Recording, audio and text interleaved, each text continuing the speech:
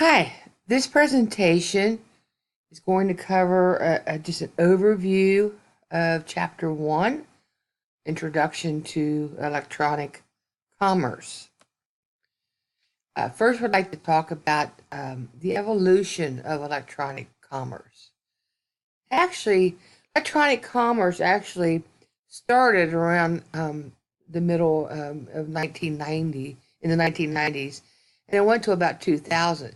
Actually, in the mid 1990s, what happened was a big, what they call now is a dot-com boom, where a lot of dot-com organizations just started appearing. And it was very widely received. Some companies, some examples would be Amazon, Amazon.com. It was one of the originals, and actually it's one of the few that's still around because it was there was a dot-com bust. It started out just booming, and then all of a sudden, boom! It just kind of started to fail. So in 2000, around 2000, that's when a lot of the companies just went out of business. And then around 2003, the dot com era started to kind of come back. There was more sales and profit growth to the organizations that were still online, and then some additional organizations, new organizations appeared. In 2008, there was a general recession in the United States. So actually, in this period, a lot of your brick and mortar organizations, stores, and so on, they started to fail. But the ones that were digital, based on the internet, actually survived a little bit better than the brick and mortar. And then from about 2003 to now, electronic commerce has expanded again more in the good times, economic good times, and then in some areas when the economy is kind of tanking, it's actually slowed down. Some examples of electronic commerce: shopping on the web, businesses trading with other businesses. You can have internal company processes. A broader term for electronic commerce can be considered called e-business. And electronic commerce includes all business activities using internet technologies. And that's going to be the internet and the World Wide Web, which are two separate things. The web actually resides on the internet. In addition, the use of wireless transmissions on mobile telephone networks. .com, which like pure.com, like Amazon.com, is businesses operating only online. There's not going to be a brick and mortar location or organization. Now, things like with Amazon.com, they do have fulfillment centers now. Well, they've always had fulfillment centers, but there's a lot more of them.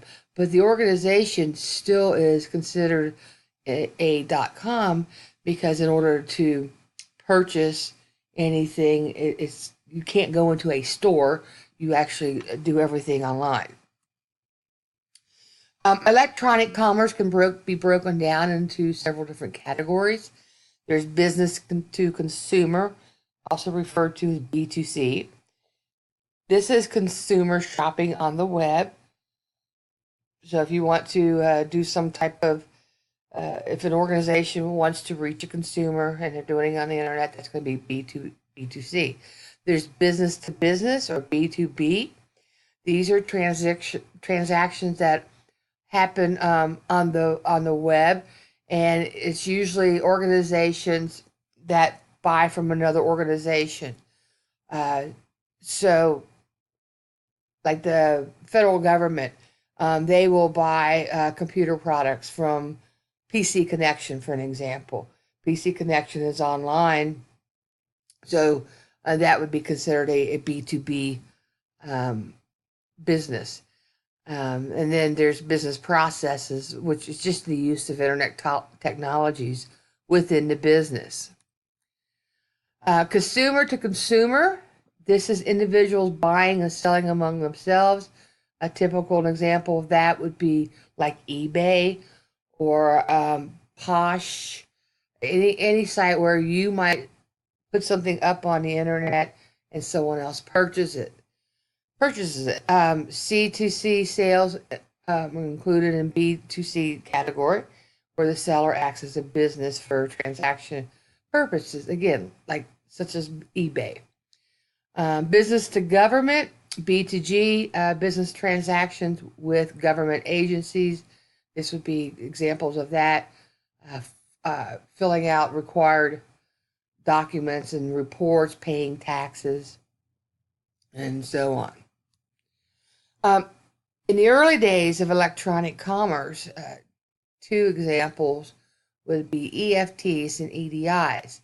EFT stands for electronic funds transfers.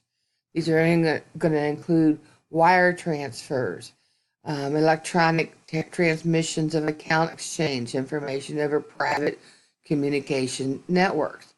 You may be familiar with EFTs with your bank.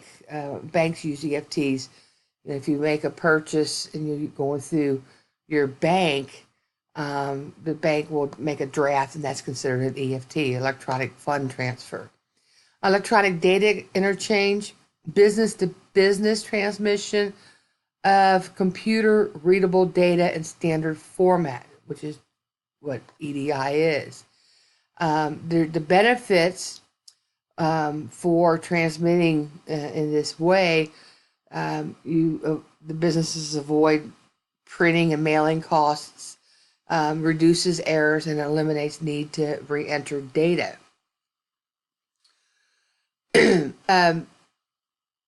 Businesses engaging in EDI with each other. These are examples of early electronic commerce. EDI pioneers, example that your textbook uses is Walmart, which had improved purchasing processes and supplier relationships. Value-added network, or VAN, this is independent firm offering EDI connection and transaction forwarding services. So let's look at the kind of more of a in-depth history of electronic commerce. The textbook talks about the first wave of electronic commerce, which would be approximately 1995 to 2003. In between 1997 and 2000, there was more than 12,000 internet businesses that were started.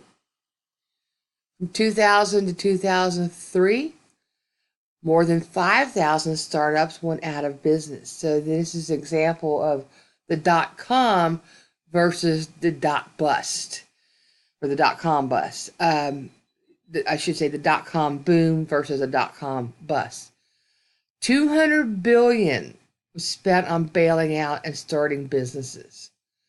And this set the stage for significant future growth. The second wave of electronic commerce was 2004 to 2009, and this era expanded the international scope. So you actually saw electronic commerce branching out and becoming more globalized. Established companies used own funds to finance gradual expansion.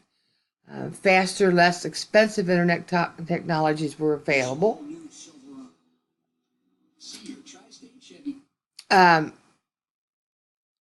Email became an integral part of marketing and customer contact, and there was a renewed interest in internet advertising. The second wave also had a promise of available technologies that were fulfilled. Legal distribution of music, video, and other digital products. Web 2.0 technologies. became available. And this is where users participate in creating and modifying content on third-party websites. There was a shift in online business strategy. So there was a shift that moved away from the first mover advantage, which is expensive and not always successful, to a smart follower strategy. And that's where the second mouse gets the cheese comes from. The third wave of electronic commerce, around 2010 to present, some of the factors in the third wave include a critical mass of mobile users with powerful devices. In the last few years, we've made a shift to using our mobile devices versus a desktop computer because we're much more mobile. So there's increased availability of smartphones and tablets. Mobile apps were used for over 40% of online sales. There was an increase in electronic commerce activity. So there's a growing number of people using handheld devices to access the internet. Many of the applications that previously were accessed via computer were redesigned or co-designed to be able to be used from a handheld device, which has made one of the reasons that the mobile apps has increased so much. There's a widespread participation in social networking. So businesses can use social commerce to advertise, promote, and so on. If you get on Facebook nowadays, you're always getting some type of advertisement. Same with Instagram and other social media.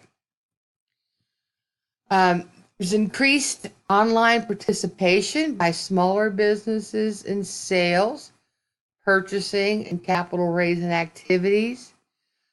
Sophisticated analysis of data companies collect about online customers. And you hear this is a buzzword you hear nowadays is big data and data analytics. And organizations do collect a lot of data and they analyze it and track it. And there's ways of where other organizations can use this data to forecast, predict trends, and so on. Under electronic commerce, there are going to be some products and processes that are more suitable to the electronic environment. Some products are good candidates, some not so much. Customers do not need to experience physical characteristics before purchase. So if it's a product that customers do not need to touch or use any of their senses, then that would be a product that could be sold through e-commerce. But if it's a product that you have to physically view, then it's probably not going to sell as well. Technologies has made more processes suitable for electronic commerce. Commodity items are standardized, well-known products only differentiated by price. So you must have attractive shipping profile to sell online. I don't know, for me, Amazon Prime is great because it's not going to cost me anything to ship. I may pay $1 more for my product versus I go to another site and it's $1 less, but I have to pay $7 in shipping. Well, I'm going to look at the organization that has free shipping. But these will include items such as clothing and books and shoes and smaller products. Easier to sell products for e-commerce have a strong brand reputation and appeal to small but geographically diverse groups. Traditionally, commerce is better for products